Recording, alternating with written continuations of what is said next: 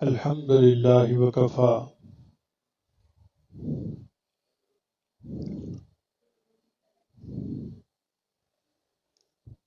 وسلام على عباده الذين اصطفى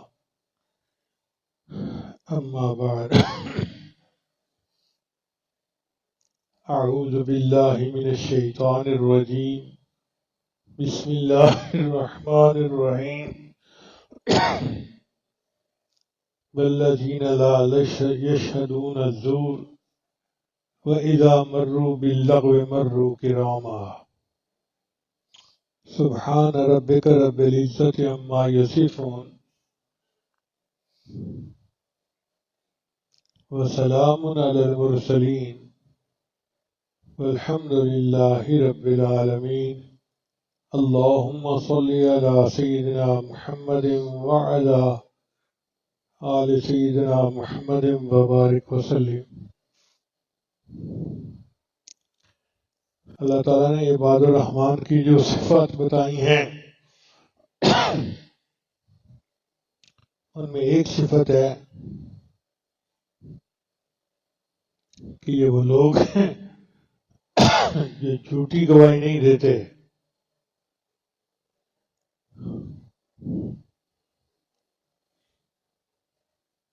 اگر لغو مجلس کے قریب سے گزرنا ہو تو ایک طرف ہو کے گزر جاتے ہیں۔ زور کہتے ہیں جھوٹ کو، جو کام بندے نے اپنی آنکھ سے نہیں دیکھا، کان سے نہیں سنا، خود سنی سنائی بات کو آگے نقل کر دینا، یہ جھوٹ میں شامل ہوتا ہے۔ اور آج کل یہ بیماری بہت عام ہو گئی ہے۔ کہیں سے کوئی بات سنی، کرنی شروع کر دی۔ جب ہم کر رہے ہوتے ہیں تو ہم اس پہ اپنی گواہی دے رہے ہوتے ہیں۔ اب قیامت کے دن اللہ نے جگہ ہم سے پوچھا کہ بتاؤ تم نے زبان سے یوں کیوں کہا تھا، کس کو جواب دیں گے؟ اپنی عاقبت خراب کرنے والی بات ہے۔ تو اس بارے میں سالکین کو بہت زیادہ احتیاط کرنے کی ضرورت ہے۔ زبان تالو سے لگی رہے اور بندہ خاموش رہے۔ بہت باتیں سننے کو ملتی ہیں، نقل نہ کریں۔ میں اپنی عاقبت کیوں خراب کروں؟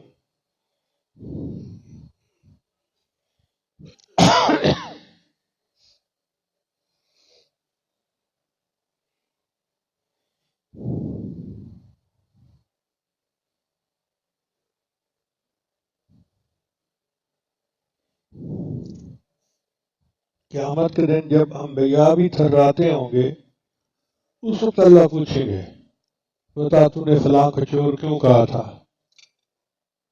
بتاؤ پھر کیا حشر ہوگا ہمارا؟ ہم ثابت کر سکیں گے کہ فلاں چور تھا؟ نہیں ثابت کر سکیں گے تو پکڑے جائیں گے۔ اس لیے اس معاملے میں بہت احتیاط کی ضرورت ہے۔ سنی سنائی باتوں کو نقل کرنا اور زبان سے نکال دینا یہ اچھا نہیں ہے۔ نبی اسلام نے ارشاد فرمایا زبان کے بارے میں جرمہ صغیر و جرمہ کبیر، زبان کی جسامت چھوٹی ہے مگر اس سے ہونے والا گناہ بڑا موٹا ہوتا ہے۔ ایک حدیث پاک میں نبی اسلام نے ارشاد فرمایا جو شخص مجھے اپنے دو اعضاء کے صحیح استعمال کی ضمانت دے دے، میں اس کو جنت کے وسط میں گھر ملنے کی ضمانت دیتا ہوں۔ ایک جو دو جبڑوں کے درمیان ہے زبان، اور دوسری جو رانوں کے درمیان ہے شرمگاہ، یعنی زبان اور شرمگاہ کے صحیح استعمال پر جنت ملنے کا وعدہ ہے۔ اس لیے اپنی زبان کو بالکل نہیں چلانا چاہیے. سینہ صدیق کے غلام اپنی زبان کو پکڑتے تھے اور کھینچتے تھے اور فرماتے تھے کہ تیری وجہ سے لوگ جہنم میں زیادہ جائیں گے. نام ابوبکر اور لقب صدیق، اور وہ اپنی زبان کو پکڑ کے کھینچتے تھے. تو آپ اندازہ لگائیں تو ہم تو جھوٹ کی زندگی گزار رہے ہیں. ہر طرف جھوٹ نظر آئے گا، ہر طرف جھوٹ. کیا سیاست، کیا عدالتیں، کیا سرکاری محکمے، جہاں دیکھو جھوٹ جھوٹ، عام ہو گیا ہے جھوٹ. اس لیے ہمیں اپنے آپ کو جھوٹ سے محفوظ رکھنے کی ضرورت ہے. اسی طرح اگر کوئی بندہ بیمار نہیں ہے اور ڈاکٹر اس کو بیماری کا سرٹیفکیٹ بنا کے دے دیتا ہے تو یہ بھی جھوٹ ہے، یہ بھی جھوٹی گواہی ہے اس کی. قیامت کے دن اس کو جواب دینا پڑے گا.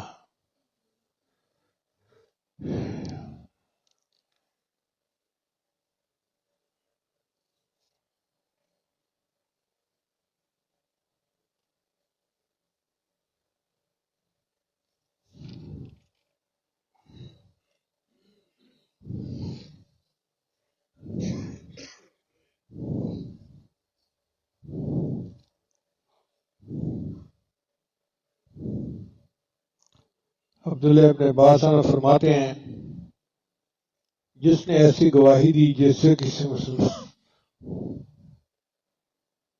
مرد کا مال ہلاک ہو جائے یا کسی کا خون بہایا جائے، اس نے اوپر جہنم کے عذاب کو واجب کر لیا. یعنی ایسی جھوٹی گواہی دینے سے بندے کے اوپر جہنم واجب ہو جاتی ہے. الامان والحفیظ، اللہ تعالی ہماری حفاظت فرمائے. امام ترمذی رحمۃ اللہ نے فرمایا کہ نبی سامنے کھڑے ہو کر واز فرمایا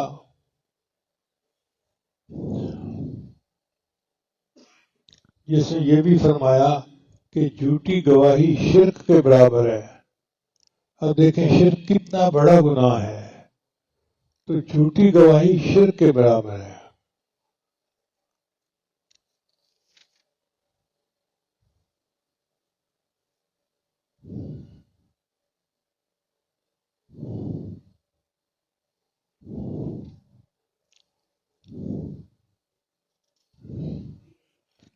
جو لوگ طلباء کے پیپر چیک کرتے ہیں وہ اگر نمبر لگانے میں کوتاہی کریں یا کسی کی فیور کر دیں تو یہ بھی جھوٹی گواہی میں شامل ہے.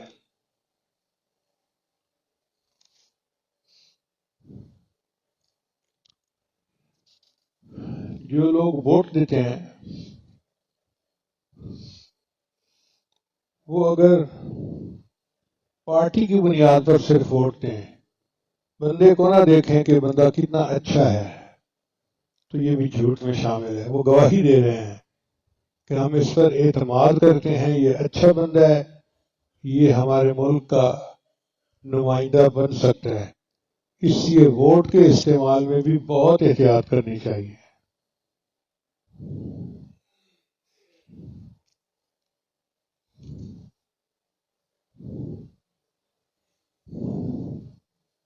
اب سوال پیدا ہوتا ہے کہ کوئی بندہ جھوٹ بولتا رہا، جھوٹ سنتا رہا، جھوٹی گواہیاں دیتا رہا، اب کیا کرے؟ تو ان سب کا حل ایک ہی ہے. شریعت نے کہا کہ گناہوں سے توبہ کر لے.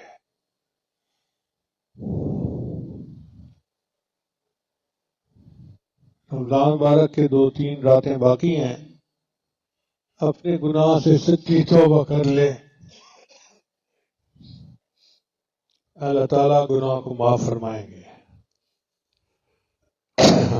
آگے فرمایا والذین هم عن اللغو معرضون،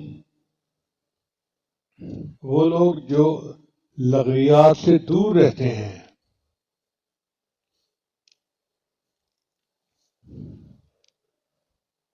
آج کل لغویات کی بھرمار ہے.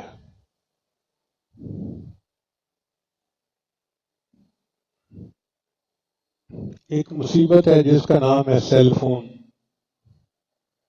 جس نوجوان کو دیکھو ہاتھ میں پکڑ کے بیٹھا ہوتا ہے. میں یہاں دوپہر میں یا کسی وقت بیٹھا بیان سن رہا تھا اور ہمارے دو ساتھی یہاں بیٹھے اپنے موبائل بھی لگے ہوئے تھے. اعتکاف میں لوگ بیٹھے ہیں، مسجد میں ہیں، اور خطیب کے اتنا قریب بیٹھ کے وہ اپنے فون پہ لگے ہوئے ہیں. اس سے اندازہ لگائیں یہ کتنی بڑی مصیبت ہے.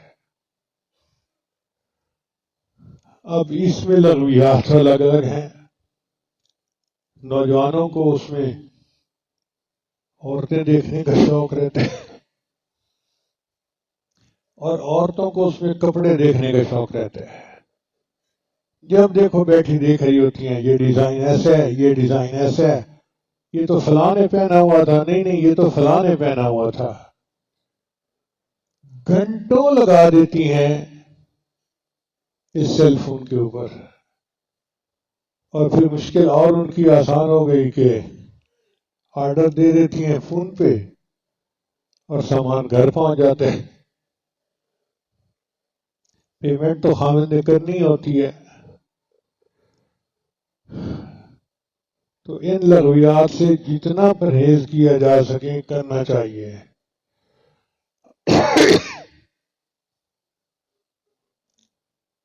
نوجوان بچوں میں ایک گیم ہے، اس کا نام ہے پب جی. اس نے زندگیوں کو تباہ کر رکھا ہے. ہمارا قریب کا ایک بچہ ہے، وہ اس مشکل میں گرفتار ہے. حافظ قرآن ہے، نیک بچہ ہے، اچھا بچہ ہے. جب دیکھو وہ سیل فون لے کے پب جی کی گیم کھیل رہا ہوتا ہے. نہ اسے کھانا چاہیے، نہ پینا چاہیے، نہ گھر سے، نہ والدین سے، کسی سے کوئی واسطہ ہی نہیں، بس گیم ہی ہے اس کے لیے.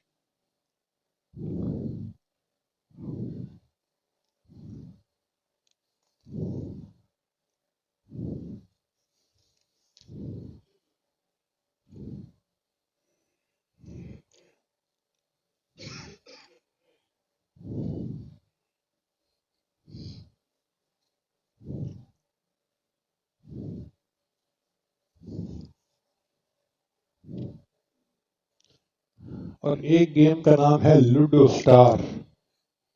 بڑی بڑی عمر کے لوگ بیٹھ کے لوڈو کھیل رہے ہیں. میں نے سنا تو میں تو حیران ہو گیا، کیا کھیل رہے ہیں جی؟ لوڈو کھیل رہے ہیں. گھنٹوں ضائع ہو رہے ہیں. زندگی کے قیمتی اوقات لوڈو کھیلنے میں ضائع کرنا اپنی زندگی کو ضائع کرنے کی مانند ہے. تو ان سے پرہیز کرنا چاہیے. سب لغویات ہیں. اللہ تعالی ہماری حفاظت فرمائے. تو یہ دو نشانیاں، ایک تو انسان جھوٹی باتیں نہ کرے، سنی سنائی باتیں. ایک حدیث مبارکہ میں ہے، انسان کے جھوٹا ہونے کے لیے اتنا کافی ہے کہ سنی سنائی باتوں کو نقل کرنا شروع کر دیں. یعنی جو بندہ سنی سنائی باتوں کو نقل کرتا ہے وہ جھوٹا انسان ہے. اللہ تعالی ہمیں قیامت کے دن جھوٹوں میں شامل ہونے سے محفوظ فرمائے. آج دل میں ارادہ کیجئے کہ ہم نے اپنی زبان کو بند رکھنا ہے اور بات کرنی ہے تو سچ کرنی ہے. بہت احتیاط کی ضرورت ہے.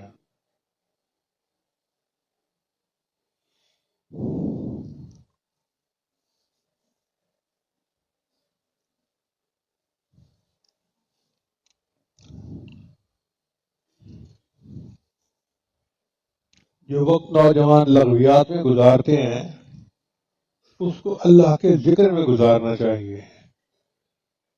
اب دیکھیں سبحان اللہ پڑھنے میں چند سیکنڈ لگتے ہیں، چند سیکنڈ میں سبحان اللہ پڑھ سکتے ہیں، اور اس پر کتنا اجر ملتا ہے۔ نبی صاحب نے فرمایا سبحان اللہ وبحمدہ میزان کے ایک پلڑے کو آدھا بھر دیتا ہے، اور جب الحمدللہ پڑھتا ہے تو باقی آدھا بھی بھر جاتا ہے۔ تو ہم کیوں نہ نیکیوں سے اپنے میزان کے پلڑے کو بھریں۔ چند سیکنڈ میں استغفار پڑھ سکتے ہیں، اس استغفار پر پتہ نہیں ہماری زندگی کے کون کون سے گناہ معاف ہو جائیں۔ تو ان لغویات پڑھنے کی بجائے اللہ کے ذکر میں لگ کر اپنی آخرت کو سنوارنے کی کوشش کرنی چاہیے۔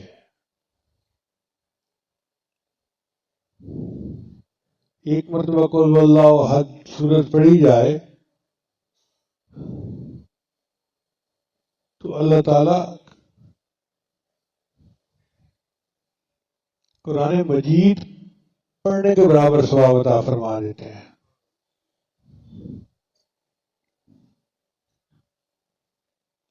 حدیث مبارکہ میں ہے کہ اگر کوئی بندہ فوت ہو جائے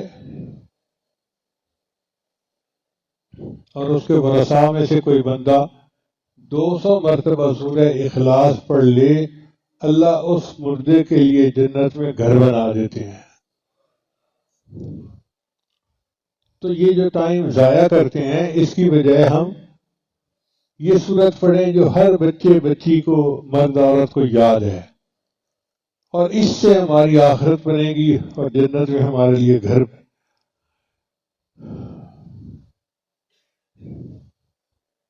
آج کی مجلس میں بس اتنی بات ہی کرنی تھی کہ زبان کا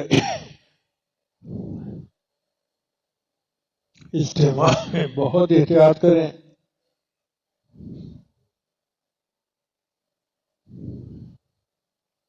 اور لغویات سے بچ کر رہیں اگر ہم چاہتے ہیں کہ ہمارا نام عباد الرحمن میں شامل ہو جائے۔ اللہ تعالیٰ عباد الرحمن کی یہ صفت ہمارے اندر پیدا فرمائے اور ہمیں قرآن مجید کی تعلیمات کے مطابق زندگی گزارنے کی توفیق عطا فرمائے۔ وآخر دعوانا ان الحمد للہ رب العالمین۔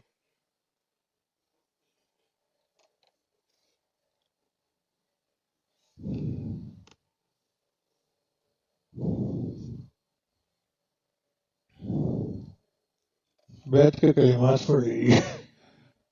بسم اللہ الرحمن الرحیم۔ لا الہ الا اللہ محمد رسول اللہ۔ آمنت باللہ وملائکتہ وکتبہ ورسلہ والیوم الآخر والقدر خیرہ وشرہ من اللہ تعالی والبعث بعد الموت۔ آمنت باللہ کما ہوا باسمائہ وصفاتہ وقبلت جمیع احکامہ اقرارا باللسان وتصدیق بالقلب۔ اشہد ان لا الہ الا اللہ واشہد ان محمدا عبدہ ورسولہ۔ استغفر اللہ ربی من کل ذنب واتوب الیہ برحمتک یا ارحم الراحمین۔ ان کلمات کو پڑھنے سے ہم توبہ طائب ہو چکے ہیں۔ چند معمولات ہیں جن کو باقاعدگی سے کریں گے تو اللہ تعالیٰ دل کو منور کریں گے۔ پہلا عمل ہے 100 مرتبہ استغفار صبح شام پڑھنا۔ دوسرا ہے 100 مرتبہ درود شریف پڑھنا۔ تیسرا ہے قرآن مجید کی تلاوت روزانہ کرنا۔ چوتھا ہے چلتے پھرتے ہر وقت دل میں اللہ کو یاد کرنا۔ اور پانچویں ہے مراقبہ کرنا۔ مراقبہ تمام معمولات کا لب لباب اور نچوڑ ہے۔ طریقہ بہت آسان ہے۔ جب نماز پڑھ کے فارغ ہوں تو اللہ کی طرف لو لگا کے بیٹھیں کہ اللہ کی رحمت آ رہی ہے، دل میں سما رہی ہے، دل کی ظلمت اور سیاہی دور ہو رہی ہے، اور میرا دل کہہ رہا ہے اللہ اللہ اللہ۔ دل پڑھ رہا ہے اور میں سن رہا ہوں۔ انشاءاللہ جب آپ اس طرح سے سنیں گے تو تھوڑے دنوں میں دل جاری ہوگا، دل میں اللہ کی محبت بڑھے گی اور آپ اس کی لذت کو خود محسوس کریں گے۔